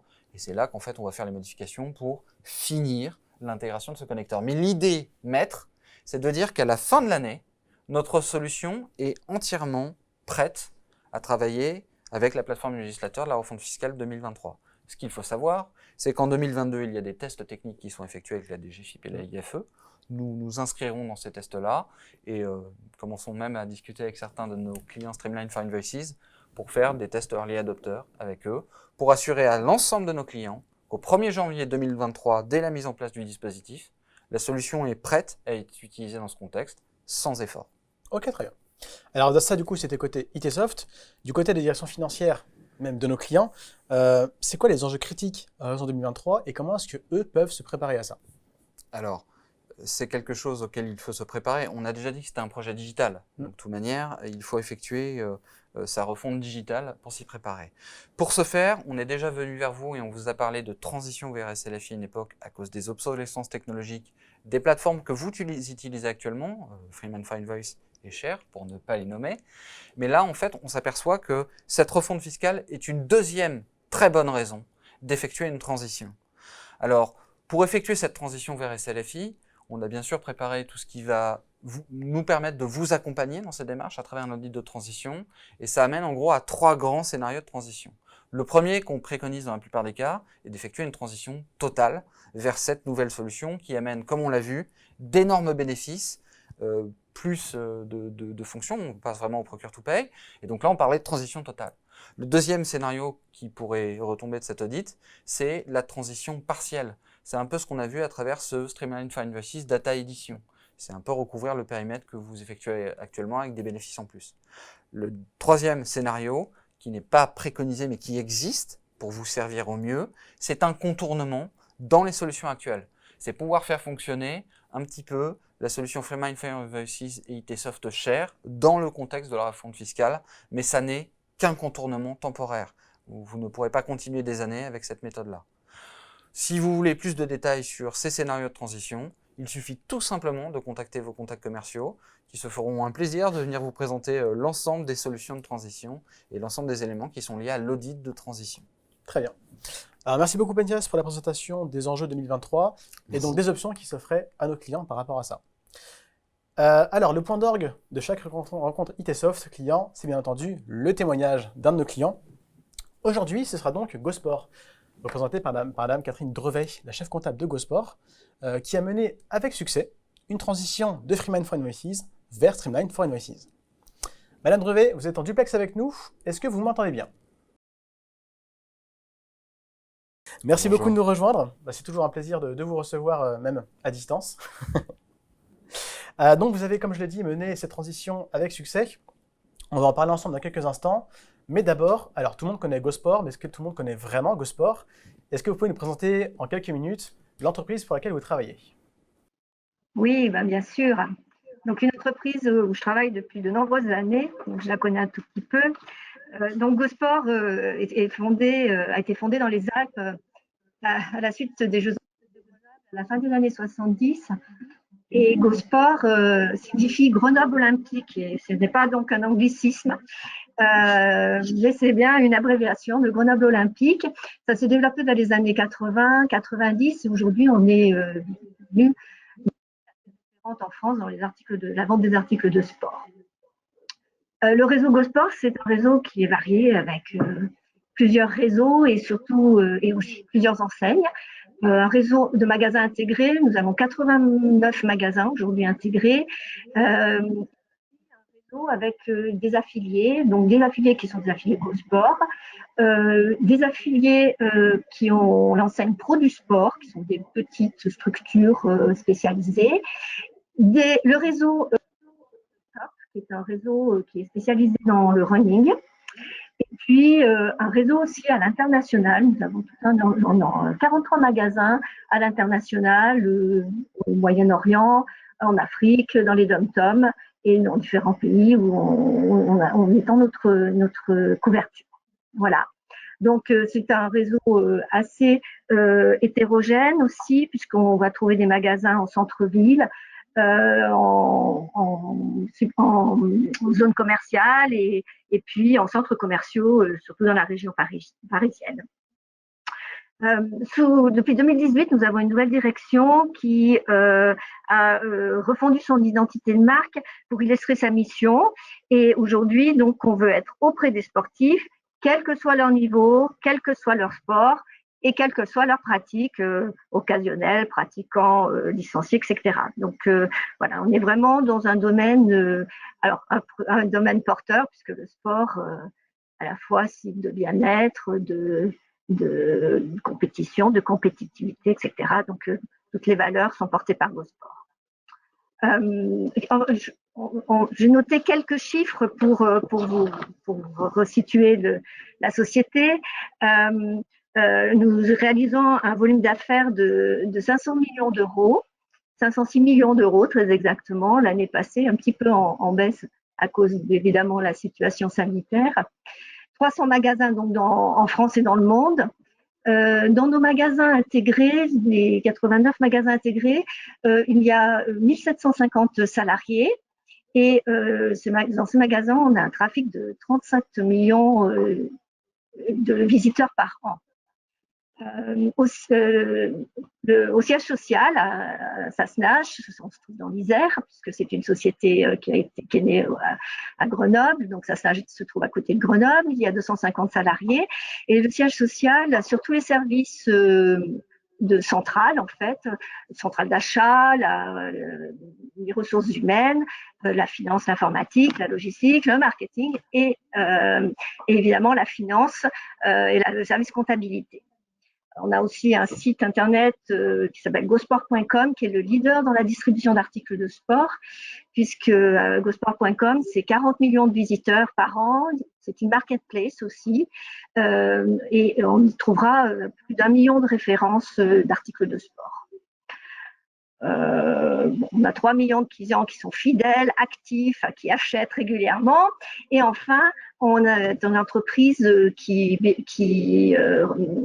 privilégie les marques internationales. Donc, on a à peu près, présente dans nos magasins et sur nos sites internet, à peu près 500 marques internationales qui vont de la plus grosse, alors les très connues, les Nike, Adidas, Puma, etc., aux plus confidentielles, des petites marques, par exemple Vertical, qui est une marque de bâton de marche très spécialisée, très pointue, et des choses comme ça. Voilà pour la présentation globale de notre société. Ce qui nous intéresse, je suppose, plus aujourd'hui, c'est le service comptabilité et comment on gère la facturation. Donc, comme je viens de préciser, le service comptable est situé au siège social de l'entreprise, donc à Sassenage, et au siège social, et il regroupe donc l'ensemble des opérations comptables. C'est-à-dire que toutes les factures arrivent au siège de l'entreprise. À la comptabilité, on est à la comptabilité tiers, ce que j'appelle tiers fournisseur. On est organisé en 2 services. Un service qui va gérer toutes les factures concernant les marchandises que l'on achète pour revendre dans nos magasins, qui sont des marchandises sur lesquelles on a des commandes d'achat. Et donc, c'est l'ensemble des marchandises pour nos 89 magasins et tous nos magasins affiliés est traité par 4 comptables qui sont organisés par un portefeuille de fournisseurs. Ils gèrent un ensemble de fournisseurs qui va du scan de la facture jusqu'à la gestion du litige, s'il y a un litige sur cette facture, de prix, de quantité. Et puis, l'autre service, c'est le service des personnes qui gèrent les factures de fournisseurs de frais généraux. On est sans commande sur ces frais généraux. Donc, et là, on a à peu près 5 personnes qui gèrent ces frais généraux et qui, elles, sont plus organisées par nature de charge plutôt que par portefeuille de fournisseurs. Aujourd'hui, on gère 120 000 factures à l'année. Dans ces 120 000 factures, on en a 30 000 qui sont traitées par EDI. C'est de la dématérialisation fiscale complète. Ces factures-là, c'est surtout des factures de nos très gros fournisseurs, de nos fournisseurs où il y a un très gros volume de factures, où donc on a opté pour la dématérialisation fiscale complète. Et puis, il y a à peu près 90 000 factures qui sont traitées aujourd'hui par papier presque exclusivement et de plus en plus par fichier PDF et qui passent dans la dématérialisation que l'on a contractée avec ITsoft. Voilà pour l'organisation de notre service. Eh bien, merci beaucoup, Madame Drevet, pour cette présentation de comment fonctionne GoSport et qui est GoSport également. Alors, GoSport est un client historique d'ITsoft. On va faire un petit bond dans le passé, en 2009 si je ne m'abuse, puisque c'est là qu'on a commencé à travailler ensemble. Qu'est-ce qui a fait qu'à l'époque, GoSport s'est tourné vers ITsoft pour digitaliser ses factures fournisseurs? Alors effectivement, Rémi, la démarche chez GoSport, elle n'est pas récente. 2009, on a commencé à s'interroger sur dématérialiser les factures, simplement parce que, comme je l'ai déjà expliqué, on avait une comptabilité qui était centralisée et des factures qui étaient envoyées directement vers les donneurs d'ordre. Alors les donneurs d'ordre, c'était qui? C'était des chefs de service à la centrale d'achat, mais c'était également tous les directeurs de magasins, donc qui passaient des commandes, soit de frais généraux, soit de marchandises. Et donc c'était les factures donc partaient un petit peu dans tous les coins de la France pour être validées. Donc, évidemment, le processus était chronophage. Il y avait beaucoup de pertes de factures. Et puis, les validations, elles s'étaient un petit peu faites de façon manuelle, avec un coup de tampon sur la facture, bonne à payer, et ce type de validation, ce qui devenait extrêmement complexe à gérer. Puis surtout, le grand enjeu, c'était d'avoir à la comptabilité l'exhaustivité des factures pour pouvoir effectivement rendre des comptes qui soient fiables avec évidemment l'ensemble des charges. Alors, donc l'objectif, évidemment, c'était d'avoir toutes les factures regroupées sur un seul site à Sassenage et de pouvoir gérer une validation dématérialisée afin d'éviter effectivement toutes ces pertes de factures et évidemment de regrouper tout ça au même endroit. Donc ça, c'était vraiment l'enjeu principal. Regrouper les factures et les faire valider de façon automatique, notamment toutes les factures de frais généraux. Et donc, c'est pour ça qu'à l'époque, on avait choisi ITsoft avec FreeMind for Invoices. C'était pour scanner les factures. Et puis ensuite, on utilisait Share pour les envoyer en validation vers les différents donneurs d'ordre. Donc, c'était l'origine de la démat. Tout à fait. Alors effectivement, une solution qui était à l'époque à la pointe de la technologie, il y a 12 ans, mais malheureusement, les solutions on-premises, donc littéralement sur place chez les clients, ont montré au fur et à mesure que le temps passe des limites. Ça, c'est sûr. Je suis d'accord avec vous. D'abord, ça a un coût très important, cette solution-là. Pourquoi? Parce que chez nous, à Sassenage, on était obligé d'avoir des serveurs sur lesquels on avait placé des solutions. Et donc, ça demande de la maintenance. Il y avait donc des coûts de maintenance, des coûts de matériel. Le coût le plus important était aussi que nous avons un ETP qui était consacré à l'optimisation des factures. Pourquoi? Parce que c'était effectivement chez nous que se faisait toute l'optimisation. Alors, elle faisait l'optimisation et le scan des factures, hein.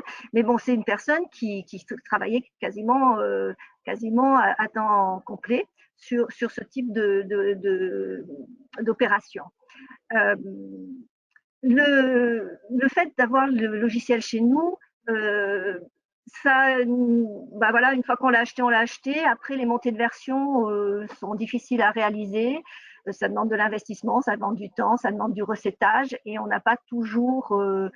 C'était pas très stratégique pour la société, et donc du coup, on n'est pas monté en version, et donc le logiciel est devenu obsolescent. Et alors, à la fois le logiciel, où on avait de plus en plus de difficultés à maintenir, mais aussi le matériel, notamment notre scanner, qui commençait à donner quelques signes de fatigue, de forte fatigue.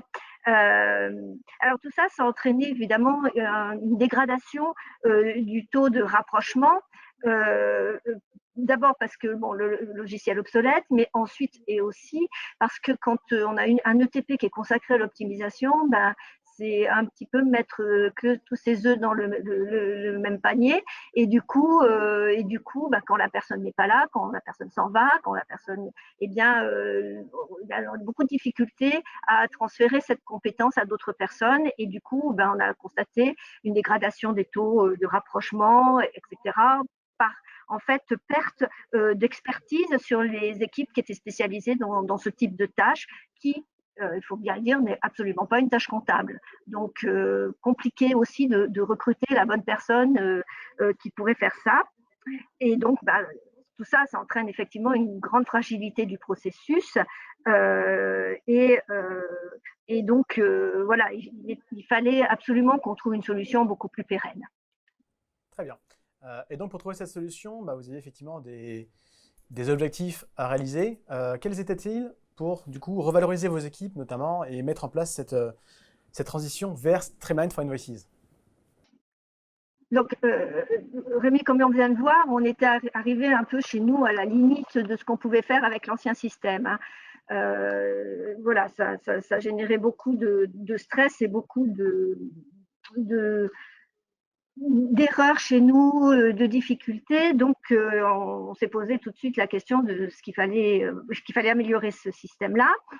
Donc, déjà, l'objectif, c'était déjà de revaloriser les ETP. On voulait vraiment recentrer les équipes sur les vrais métiers du comptable. Et donc, on a réfléchi à externaliser en fait la partie technique de la démat. Notamment, on voulait supprimer toute l'administration du système. Tous les matins, on avait à gérer les lots qu'on a perdus, les lots qui ne sont pas complets, les lots qui sont bloqués. Voilà, c'est une gestion d'administration qui n'est pas comptable, et du coup qui nous prenait beaucoup de temps. Et puis, ce que je disais tout à l'heure, toutes les optimisations maison, avec, comme le logiciel devenait de plus en plus obsolescent et qu'on n'était pas monté en version, hein, parce que je ne dis pas que c'était la faute d'ITsoft, c'est aussi beaucoup la faute de GoSport, on n'est pas monté en version, du coup on était avec des optimisations qui quelquefois se perdaient, il fallait les recommencer, enfin beaucoup de pertes de temps. Et les comptables sont pas spécialisés dans ce genre de choses, donc on voulait valoriser nos ETP. Deuxième objectif aussi, c'était d'optimiser le temps de traitement des factures. Il fallait absolument qu'on modernise nos processus comptables. Dans notre ancien système, on ne pouvait traiter que des factures papier. C'est-à-dire que, et aujourd'hui, de nombreux fournisseurs vont vers la digitalisation, et forcément nous envoyer, et vous souhaitez ne plus nous envoyer de papier, nous envoyer des PDF. Alors, au début, on commençait par les refuser en disant qu'on voulait que du papier. Alors, on paraissait pour un peu démodé, un peu, voilà. Et donc, du coup, après, on les acceptait, mais sauf que nous, au niveau des comptables, ça nous obligeait à imprimer ces factures, ces PDF, pour aller les rescanner. Donc, on arrivait quand même à un système un peu dépassé, on va dire, et il fallait absolument moderniser tout ça pour pouvoir traiter des formats de factures très différents, et notamment les PDF. Voilà, et puis on voulait aussi utiliser du matériel qui était plus performant. Comme j'ai dit tout à l'heure, on avait un scan que l'on a le 19 mai remisé au rayon des antiquités. On a mis dans une petite vitrine dans l'entrée là parce que voilà, on l'a remisé et aujourd'hui, parce que ça nous permettait de faire des lots que de 20 lots à la fin. Il y a du bourrage papier, etc. Et donc, il fallait qu'on modernise tout ça. Aujourd'hui, on utilise nos imprimantes pour scanner les lots, et ce qui nous permet de scanner à plus de 100 factures à la fois, alors qu'avec le scanner, on était à 20 factures dans ces bons jours. Hein. Voilà, donc ça, c'était vraiment le deuxième point. Le troisième point, et comme on l'a évoqué tout à l'heure, on vous l'a évoqué dans la petite présentation d'ITsoft, bien nous on voulait être conforme à la législation et surtout à répondre aux évolutions constantes du cadre légal, puisque voilà, on sait qu'il y a des enjeux et des dates 2023, 2025, et il fallait qu'on puisse bénéficier d'un logiciel qui soit déjà à jour des montées de version, puisqu'on en a beaucoup souffert avec le dernier l'ancien logiciel. Et puis, on voulait bénéficier d'une plateforme qui tienne compte des nouvelles normes, qui nous accompagne aussi dans ces changements légaux et qui nous permettent voilà, d'être sereins quant à l'évolution de toutes les normes légales. C'est aussi quelque chose qu'on attend d'ITsoft, cette compétence et cette expertise pour nous aider dans ces différents changements. Et puis un dernier point qui nous a incité à cette transmission, c'était l'objectif zéro papier. Il fallait effectivement aussi, Gosport veut répondre aux enjeux liés au développement durable. Et donc aujourd'hui, on veut traiter toutes nos factures soit par EDI, échange de données informatiques, hein, soit par fichier PDF pour effectivement éviter ce papier. Ça a aussi un coût, le papier, hein, parce qu'il faut l'archiver. Donc voilà, c'était tous ces quatre objectifs qui nous ont amenés vers cette transition. Alors, merci beaucoup pour cette présentation, Madame Drevet, c'était très clair. Alors, la transition a été faite relativement récemment chez Gosport, donc c'est encore frais dans votre mémoire. Est-ce que vous pouvez nous rappeler un petit peu comment ça s'est passé? Oui, c'est très très récent, hein, puisque nous avons le démarrage de la nouvelle plateforme, c'est le 19 mai. Donc là, on est à un mois de démarrage. Alors, ça s'est très bien passé, je ne vais pas dire plutôt, mais ça s'est très bien passé. On a commencé, on a réfléchi, ça faisait longtemps qu'on réfléchissait à changer, hein, mais le projet a été lancé à peu près en novembre 2020. On a mis 2 mois pour contractualiser, bien cadrer le projet. On a fait des appels d'offres, évidemment. On était client historique chez ITsoft, mais on est allé voir ailleurs aussi un petit peu ce qui se passait. Donc, on a fait des appels d'offres, on a négocié et on est arrivé d'accord en janvier 2021. Donc, on a vraiment commencé. Là, il y a eu une phase jusqu'en mars où il a fallu faire une intégration technique chez Gosport, parce qu'il y a quand même des changements de méthodologie. Alors, je ne rentrerai pas dans le détail, parce que là, c'est plutôt la partie informatique qui n'est pas mon rayon. Moi, je suis plutôt la partie comptable. Et puis, c'est la période aussi entre janvier et mars, c'était une période où on a fait des ateliers de travail pour bien déterminer notre besoin. Et puis, voilà ce qu'on souhaitait faire. Et ensuite, eh bien, en parallèle, ITsoft a customisé la solution pour l'adapter à nos demandes. Au niveau de l'équipe comptable, on a préparé les référentiels.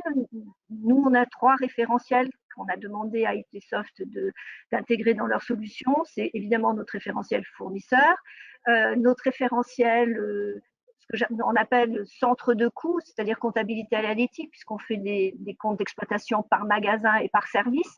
Donc, il faut que toutes les factures soient comptabilisées par centre de coûts. Donc, c'était tout ce référentiel. Et le 3e référentiel, c'est le référentiel salarié, puisque certaines charges sont affectées aux salariés de façon à faire des déclarations fiscales qui vont bien derrière.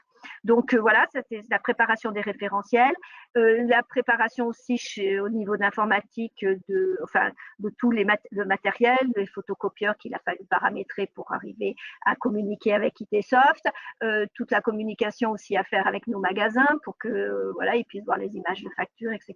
Donc c'était cette phase qui nous a pris dans le courant du mois d'avril. Et puis, pendant ce temps-là, aussi une phase de recette, puisqu'il a fallu qu'on recette l'ensemble du nouveau processus. Et démarrage, donc le 19 mai, démarrage qui s'est fait sans souci, sans problème.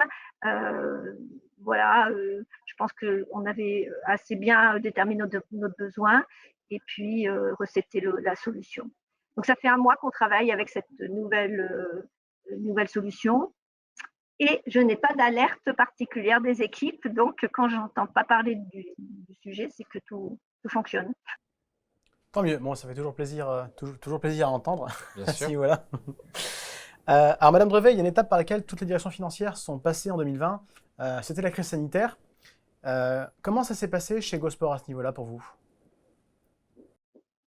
Alors, nous, la crise sanitaire n'a pas eu d'impact sur notre prise de décision de changer de logiciel. On l'avait déjà pris avant. Ça a juste conforté notre décision parce que notamment pendant le premier confinement, qui dit de ne pas avoir accès au bureau, puisque les bureaux et les magasins étaient fermés, c'était pas avoir accès au courrier, et donc pas avoir accès au courrier, ça veut dire qu'on n'a pas pu traiter les factures pendant cette période-là. Donc ça nous a conforté confirmé dans le danger en fait d'un processus qui était entièrement basé sur le papier. Et quand on est rentré du confinement au mois de mai 2020, il a fallu qu'on récupère en 15 jours 90 jours de facturation fournisseur, ce qui a représenté un très très gros travail pour pouvoir se remettre à flot. Donc, et là, on s'est dit, voilà, il faut vraiment qu'on dématérialise complètement afin d'éviter ce genre de problème. Et puis aussi, la crise sanitaire, ça nous a changé nos façons de travailler, puisqu'aujourd'hui, il y a beaucoup de travail à distance, beaucoup de télétravail. Et forcément, la digitalisation, on va dire, répond forcément à ce besoin-là. Donc oui, la crise sanitaire nous a pas fait prendre la décision, mais nous a conforté dans cette décision, forcément. Parfait. Effectivement, ça paraît plutôt logique. Madame Brevet, merci beaucoup. Alors, pour finir, ce projet, c'est quand même vous qui l'avez mené chez Gosport. Quel conseil vous donneriez à vos pairs qui vous écoutent pour mener un projet de transition de Freeman for Invoices vers Streamline for Invoices? Alors moi, je dirais déjà, il faut savoir ce qu'on veut faire. Donc, il faut exprimer clairement son besoin et faire un cahier des charges qui soit très précis. Alors, c'est vrai que nous, depuis 2009, on avait travaillé avec ITsoft et on avait donc déjà dématérialisé. Donc, on savait quand même comment ça fonctionnait. On n'était pas débutant dans le système. Mais bon, on a évolué. Voilà, il fallait vraiment qu'on sache ce qu'on voulait faire. Donc, exprimer vraiment clairement son besoin. S'assurer aussi que toutes les directions sont impliquées dans ce projet-là, parce qu'évidemment, on dépend beaucoup de l'informatique, on a besoin d'eux, et puis aussi de tous les donneurs d'ordre, etc., parce qu'il y a une conduite du changement qui n'est pas du tout compliquée, mais bon, voilà, il faut s'assurer que tout le monde est dans la même envie de dématérialiser complètement les factures. Parce qu'il y en a toujours qui vous amènent les factures sur le bord de votre bureau en disant qu'il faut les payer tout de suite. Donc voilà, là, ça ne marche plus comme ça. Voilà, moi, ce que je conseille, et ça a été très, très important pour nous, c'est avoir un chef de projet qui est référent, mais pas que sur la partie métier comptabilité. Il faut que le chef de projet il ait une vision beaucoup plus macro du sujet, parce que c'est un sujet qui est quand même transverse, qui fait intervenir beaucoup de services, beaucoup de divisions, des magasins, etc. Donc il doit avoir une compétence évidemment un peu dans la finance comptabilité, mais surtout il doit piloter les changements de matériel. On a vu pour tout le paramétrage des imprimantes, etc. Tout ce qui est informatique, tout ce qui est échange d'informations entre GoSport, ITsoft, ITsoft, GoSport, GoSport les magasins, etc. Donc voilà, un chef de projet qui soit vraiment polyvalent et qui maîtrise pas mal de sujets, et ça nous a beaucoup aidé. Et puis, il ne faut pas négliger non plus la phase de test. Qui doivent être réalisées dans des conditions réelles, sur l'intégralité du processus, c'est-à-dire d'aller voir jusque dans le magasin qu'est-ce qui s'est passé, etc.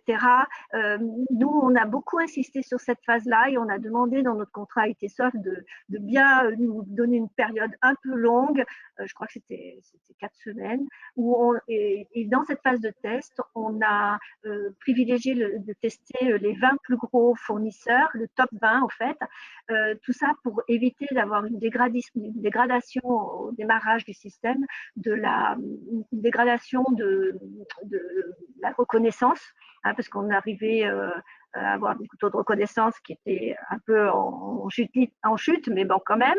Donc on voulait éviter d'avoir à checker toutes nos factures. Donc on a beaucoup insisté sur les top 20, mais on a fait aussi des jeux de fournisseurs, de petits fournisseurs, pour pouvoir faire entrer dans le système d'ITsoft ces fournisseurs-là s'ils n'étaient pas mutualisés.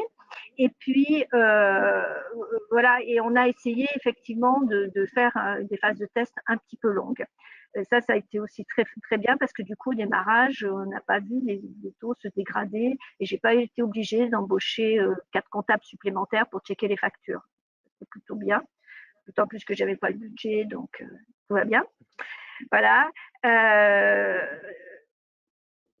Bon, vérifier la compatibilité avec les autres logiciels, oui, et notamment vérifier effectivement l'intégration des données dans notre ERP. Alors, juste une petite précision, chez GoSport, on n'utilise pas l'intégralité de la solution qui vient de vous être présentée, parce que nous, le système de validation de factures se fait dans notre ERP, on travaille sur SAP. Et donc, tout a été développé on a des workflows de validation qui ont été développés sur SAP. Donc, on n'utilise pas l'intégralité de la solution, mais donc il fallait s'assurer qu'il y ait bien le lien entre les données d'ITsoft, qu'elles soient bien intégrées correctement dans SAP pour derrière que la validation puisse se faire. Voilà. Et puis, dernier point. Mais ça, c'est ITsoft qui l'a écrit. C'était choisir un prestataire de confiance qui saura vous accompagner. Voilà. Oui, évidemment que c'est principal, que la confiance soit établie, et ça s'est super bien passé avec ITsoft. On avait déjà eu l'habitude de travailler avec eux, et du coup, ça s'est plutôt extrêmement bien passé, et aujourd'hui, on peut dire que la transition est réussie. Alors aujourd'hui, on attend évidemment de monter en puissance sur les taux de reconnaissance, etc. Mais bon, on est pas mal. Voilà. J'avais les pourcentages, mais du coup, je les ai perdus dans la bataille. Du coup. Mais bon, on est dans des pourcentages assez intéressants pour dire que la transition est réussie.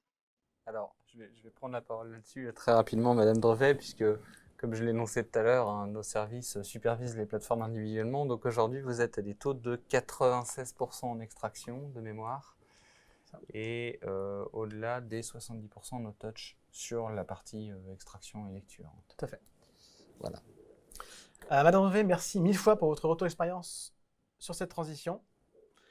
Je vais vous garder quelques instants avec nous en duplex, puisque nous allons passer à une phase de questions et de réponses. Alors je sais qu'on en a eu beaucoup, la régie me fait des signes. Qu'on a beaucoup de questions-réponses. On va avoir un petit truc qui va être fait, et ça va donc être posé par Sandrine en régie.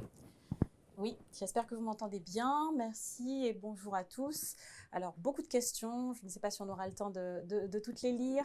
Je vais en poser quelques-unes qui sont destinées à Madame Drevet.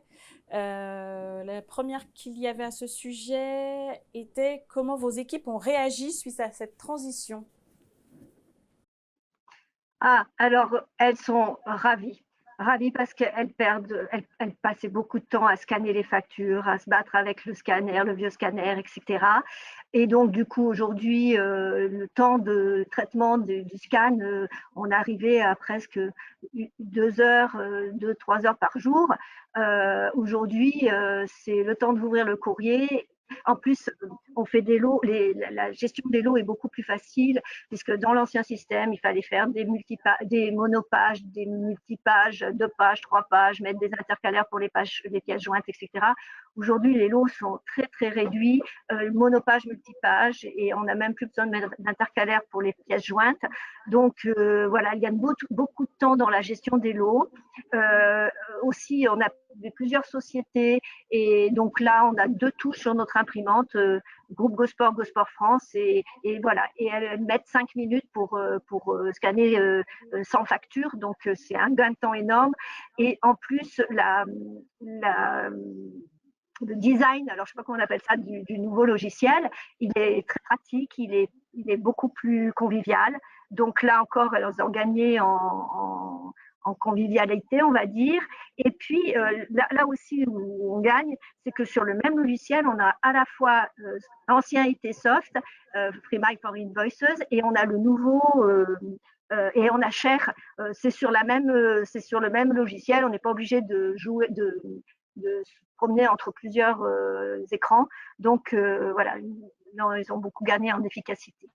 Et comme on n'a pas dégradé le taux de rapprochement, parce qu'on vient de voir qu'on était à plus de 70% de rapprochement automatique, du coup, elles n'ont pas passé plus de temps qu'avant à checker les factures. Donc, non, très positif, très positif. Très bien. Alors, une autre question pour Madame Drevet de Monsieur Delpierre. Combien de fournisseurs différents avez-vous chez Gosport? On a on a à peu près 600 à 700 fournisseurs entre marchandises et frais généraux, voire plus. Alors là aussi, le fait d'avoir la mutualisation des fournisseurs, beaucoup de fournisseurs, notamment les fournisseurs de frais généraux, sont communs à plein d'entreprises, les Avis, les Hertz, les Gensia, des gens comme ça, c'est tous des fournisseurs qui sont pignon sur rue. Et donc, du coup, tout ça, l'optimisation était déjà faite. Donc, on a beaucoup de fournisseurs. Hein. Ouais. Enfin, je ne sais pas si 600 à 1000 fournisseurs, c'est beaucoup, mais quand même. Très bien. Encore une question pour vous. De Monsieur Rouland, est-ce que ce sont les comptables qui interviennent en vidéocodage chez Gosport? Oui. Oui, c'est les comptables. Comme je l'ai expliqué tout à l'heure, on a les comptables qui gèrent les fournisseurs marchandises qui sont organisés en portefeuille de fournisseurs. Donc, chacun gère les factures de ses fournisseurs. Et pour les fournisseurs très généraux, ils sont par nature, mais en général, la nature… un fournisseur tel que Avis, il fait de la location de véhicules, donc la personne qui fait les locations gère le fournisseur Avis. Mais oui, chacun fait son vidéocodage. Alors, j'aimerais juste compléter cette réponse de Madame Drevet. Il faut se rappeler, j'ai entendu le terme vidéocodage à l'instant dans l'oreillette, il faut se rappeler que dans la nouvelle solution, il n'y a plus cette dichotomie. Tout se fait en un seul atelier. Donc on peut faire aussi bien du métier que l'enrichissement sur d'éléments qui ne seraient pas lus. Alors Il faut justement, quand même un peu vidéocoder. Hein. Il faut quand même de temps en temps. Hein. C'est ça. On va laisser la parole à Mathias. J'ai une question de Monsieur Vallon. Comment gérez-vous la RGPD avec l'hébergement des données fournisseurs sur une plateforme cloud, qui plus est mutualisée entre différents clients IT Soft? Donc là, effectivement, la question qu'on se pose, c'est y a-t-il des problèmes et des contraintes de RGPD sur la base mutualisée? Alors déjà, la base mutualisée en tant que telle n'entraîne pas de problématique RGPD pour la bonne et simple raison que nous n'agrégeons à l'intérieur que des informations qui sont liées aux personnes morales et que le RGPD ne couvre que la partie donnée sur les personnes physiques. Donc déjà, la base mutualisée en elle-même, il n'y a pas d'informations clients en fait, à l'intérieur, juste l'agrégation des données fournisseurs qui sont des données publiques, en fait, tout simplement. Après, sur la partie solution, il y aurait des problématiques du RGPD, essentiellement sur la partie piste d'audit fiable, qui agrège aussi des informations sur les personnes physiques, pour le coup. On peut très bien anonymiser, selon les souhaits et les volontés, l'historique de traitement de la piste d'audit fiable pour retenir les fonctions. On ne sait par exemple plus qui c'est exactement, mais on pourrait dire, si on veut de l'anonymisation, bah là c'était le comptable de l'époque, par exemple. Donc il n'y a pas de problématique RGPD dans la solution. On a bien pensé à ce volet sur la partie juridique. Alors, Mathias, je vais te laisser la parole, parce que nous avons une autre question de M. Vallon. Quelles sont les conditions de la garantie à 85% de reconnaissance? Oh ben, elles sont très simples. Dans la supervision que nous délivrons, d'ailleurs, à travers les reportings que vous pouvez consulter, nous assurons que l'ensemble de la solution sera bien à 85% de lecture. Donc c'est facile. Les conditions, si on passe en dessous, c'est vous rapprochez de votre contact commercial ou même de votre CSM, c'est toute l'idée, pour échanger là-dessus, pour voir si des optimisations sont faisables pour vous, puisque en dehors des optimisations que nous réalisons en continu, vous pouvez demander des optimisations complémentaires. Et après, s'il y a une problématique d'ordre monétaire sur ce sujet, c'est votre contact commercial qui gérera la situation sans problématique. Mais c'est bien garanti sur l'ensemble du flux. D'accord. Encore une question de M. Lehmann, cette fois-ci. Est-ce que l'apprentissage automatique, aujourd'hui, est applicable à des fournisseurs qui ne sont pas français? Entièrement. Entièrement. Dans la base fournisseurs mutualisée, d'ailleurs, nous n'avons pas que des fournisseurs français, pour le coup. Donc c'est quelque chose qui est parfaitement géré.